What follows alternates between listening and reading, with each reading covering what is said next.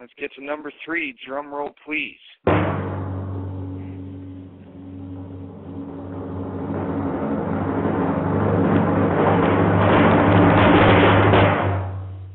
Man, you want to talk about 7 foot 1 inches, 275 pounds of pure beast.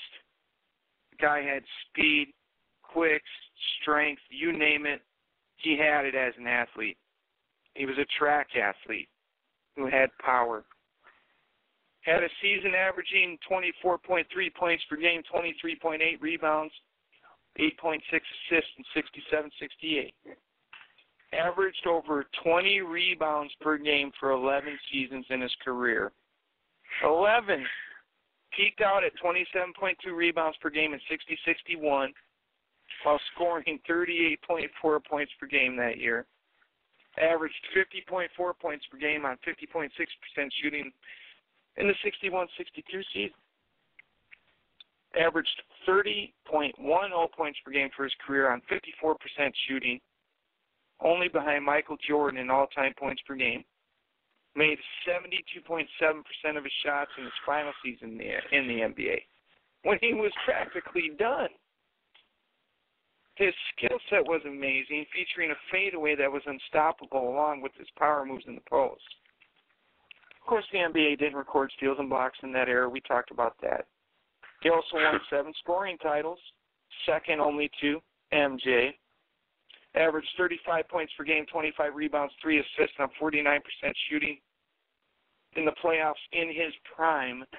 But in the body of work, the only thing that holds him from being the greatest, really, is the accomplishments as the team leader. I mean, the fact that his production as an individual is so staggering is why I put him in the top 3, but his level of play in the playoffs dropped when you look at his body of work for his whole career compared to the regular season. And that's what holds him at number 3. But damn it, number 3, Brian, Wilt Chamberlain. Yes. Yeah. How can you not have him in the top 5, man? Let's be honest, man. And, I hate the young school fans, the people that don't have the history or the understanding or the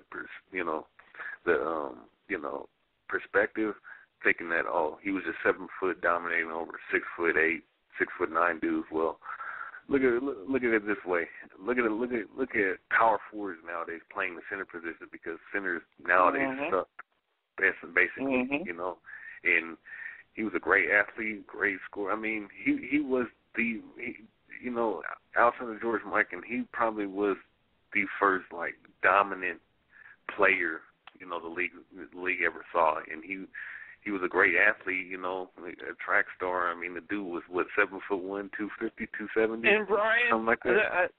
There's been people I've talked to about him, and I tell them about his fadeaway. Yeah. I'm like, I had a fadeaway. Yeah. If you search out videos on YouTube, you'll see highlight films. One of the things they like to highlight in his highlight films was that finger roll he had, the way he would flip the shot up there. Yep. But you're going to see a few fadeaways in there. That was actually his go-to move. But unfortunately, it's very limited what you can find on him. Wilt at Kansas on YouTube has done a good job presenting a lot of his footage, and it is at people's fingertips. And you got to understand, if Wilt Chamberlain would have gone up and dunked the ball with all the power he had, the game was over, Brian. Because if you broke the backboard, that was it, man. Oh, yeah. Back in those days, that's why Thunder Dan, he freaking slammed the ball super hard and shattered the backboard. Daryl Dawkins, Yeah, I mean, if Wilt would have done that, they probably would have, especially in the 60s, early 60s, they probably would have fined him big ton of money. I forgot to play this. Number 3, Wilt Chamberlain. I prepared those before the show.